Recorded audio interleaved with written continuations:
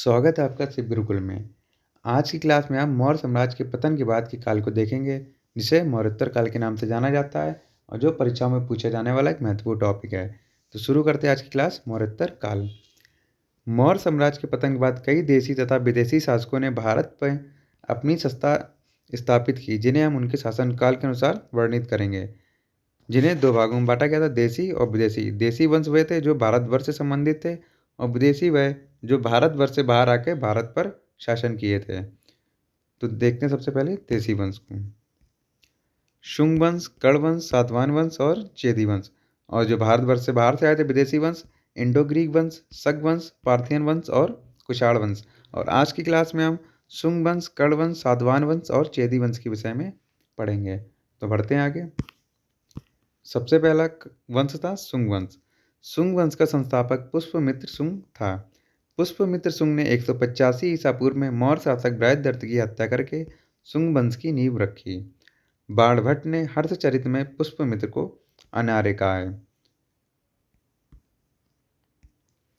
शुंग वंश के विषय में साहित्यिक जानकारी वायु पुराण, मत्स्य पुराण, हर्षचरित, पतंजलि का महाभाष्य, गार्गी संहिता, मालविका अग्निमित्रम, दिव्यावदान से प्राप्त होती है। तो शुंग वंश की साहित्यिक जानकारी कहाँ से मिलती है? वायु पुराण, मत्स्य पुराण, हर्षचरित, पतंजलि का महाभाष्य, गार्गी संहिता, मालविका अग्निमित्रम, दिव्यावदान से प्राप्त होती है। पतंजलि पुष्यमित्र के राज पुरोहित थे। इसको याद रखिएगा, पतंजलि पुष्यमित्र के राज पुरोहित थे। आगे बढ़ते हैं। पुष्यमित्र मौर्य वंश के अंतिम शासक वैदर्थ का सेनापति था और इसी की हत्या करके पुष्यमित्र ने शुंग वंश की स्थापना की थी। पुष्यमित्र द्वारा कई बौद्ध विहारों को क्षति पहुंचाई गई। पुष्यमित्र बौद्ध धर्म का विरोधी था, परंतु उसने भरूत स्तूप का निर्माण भी कराया था। अगर आपसे पूछा जाए भरूत स्तूप का निर्माण किसने कराया, तो पुष्यमित्र शुंग ने कराया था। यज्ञसेन मौर्यों की सहायता से विदर्भ का शासक बना था। मौर्यों के पतन के बाद अपने राज्य विस्तार द्वारा यज्ञसेन को आक्रमण में पराजित कर विदर्भ को पुनः मगध में मिला लिया। किसने? पुष्यमित्र शुंग ने। पुष्यमित्र ने यज्ञसेन को अपना स्वाभाविक शत्रु भी बताया। इस युद्ध का वर्णन मालविका अग्निमित्रम में किया गया है। तो मालविका अग्निमित्रम क्या है? कालिदास द्वारा रचित नाटक मालविका अग्निमित्रम में विदर्भ के युद्ध के साथ साथ यज्ञसेन की चचेरी बहन मालविका और अग्निमित्रम की प्रेम कथा का भी वर्णन है और इन्हीं दोनों के नाम पर इस नाटक का नाम मालविका अग्निमित्रम भी रखा गया है। और मालविका अग्निमित्रम में यवन आक्रमण की भी जानकारी प्राप्त होती है। आगे देखते हैं। यवन आक्रमण पुष्यमित्र तथा यवन राजा दिमित्र से हुआ था। पुष्यमित्र की मृत्यु के बाद अग्निमित्र को मगध की गद्दी पर बैठा, जो उस समय विदिशा क्षेत्र का गुप्ता था।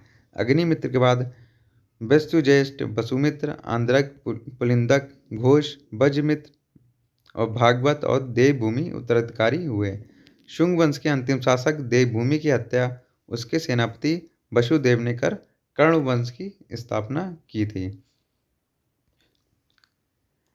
अयोध्या के शिलालेख के अनुसार पुष्यमित्र शुंग ने अपने शासन के अंतिम दिनों में पतंजलि के नेतृत्व में 2 अश्वमेध यज्ञ करवाए थे। महाभाष्य के रचयिता पतंजलि पुष्यमित्र के राज पुरोहित थे। शुंग काल में हिंदू धर्म का पुनरुत्थान हुआ था और मनुस्मृति की रचना भी इसी काल में हुई थी। इंपॉर्टेंट है, इसको याद रखिएगा। मनुस्मृति की रचना किसके काल में हुई थी? तो शुंग काल में हुई थी। आगे देखेंगे। इस काल को वैदिक पुनर्जागरण काल भी कहा जाता है। शुंग वंश के काल को वैदिक पुनर्जागरण का काल भी कहा जाता है और मनुस्मृति की रचना भी इसी काल में हुई थी। ये सब आपके एग्जाम से रिलेटेड क्वेश्चन है, इनको याद जरूर रखिएगा। आगे देखते हैं। कण्व वंश। शुंग वंश के अंतिम शासक देवभूमि की हत्या कर वसुदेव ने कण्व वंश की स्थापना की। वसुदेव ब्राह्मण वंश का था।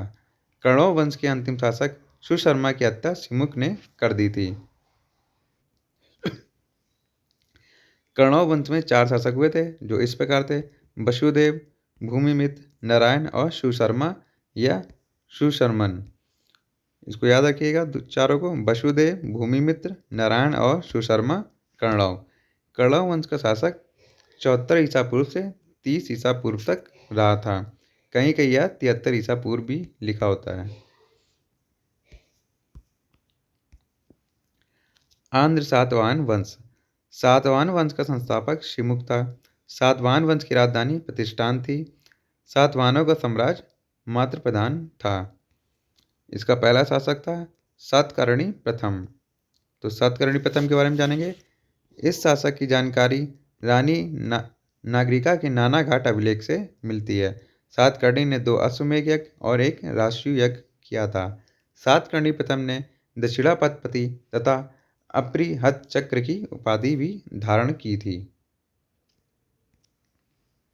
सातकर्णी प्रथम के सिक्कों पर श्री 7 उल्लिखित था। तो श्री 7 किसके सिक्कों पर उल्लिखित था? तो सातकर्णी प्रथम के। अगला इस वंश का शासक था हाल। हाल ने गाथा सप्तशती नामक एक काव्य की रचना की थी। हाल एक महान कवि तथा कवियों और विद्वानों को संरक्षक भी था। हाल के शासनकाल में बृहत कथा की रचना की गई थी, जिसके रचयिता गुणार्ज थे। गौतमीपुत्र सातकर्णी। गौतमीपुत्र सातकर्णी ने वेणकटक स्वामी की उपाधि धारण की तथा वेणकटक नामक नगर की स्थापना की। गौतमीपुत्र सातकर्णी का साम्राज्य मालवा से कर्नाटक तक विस्तारित था। गौतमीपुत्र सातकर्णी ने शक शासक नहपान को हराया था। नासिक से प्राप्त सिक्कों में एक तरफ नापान और दूसरी तरफ गौतमीपुत्र सातकर्णी का नाम उल्लिखित कराया गया। गौतमीपुत्र बलशरी ने के अभिलेख के अनुसार इसके घोड़ों ने तीनों समुद्रों का पानी पिया था। किसके? गौतमीपुत्र सातकर्णी के घोड़ों ने तीनों समुद्रों का पानी पिया था। किसके अभिलेख से प्राप्त होता है ये चीज़? गौतमीपुत्र बलशरी के अभिलेख से प्राप्त होता है। दोस्तों, अगर आपको हमारी क्लास पसंद आ रही हो तो चैनल को लाइक, शेयर और सब्सक्राइब जरूर करिए। आगे देखते हैं। अगला शासक था इस वंश का वशिष्ठिपुत्र पुलुमावी।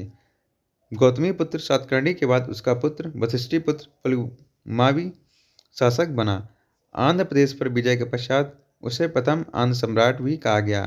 पुलुमावी को दक्षिणापतेश्वर भी कहा गया है। पुराणों में इसका नाम पुलोमा भी मिलता है। इसके बाद शिव श्री सातकर्णी और शिव स्कंद सातकर्णी शासक बने।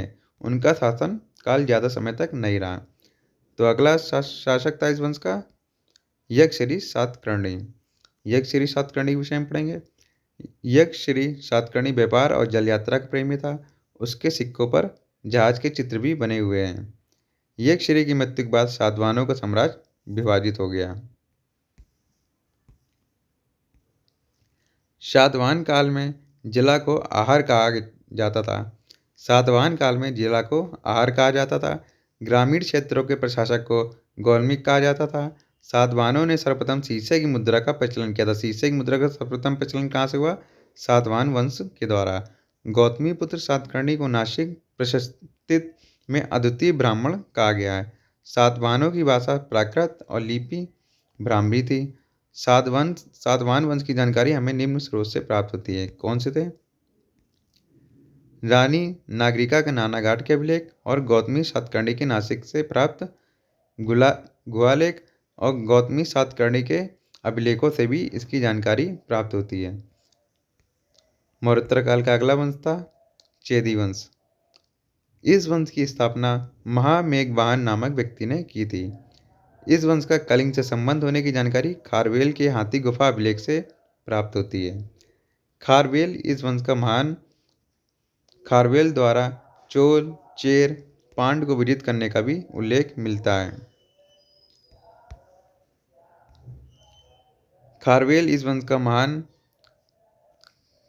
महान खारवेल द्वारा चोल, चेर, पांड और विजित करने का भी उल्लेख मिलता है। किससे? खारवेल के, यहाँ मिस्टेक है, प्रिंटिंग मिस्टेक।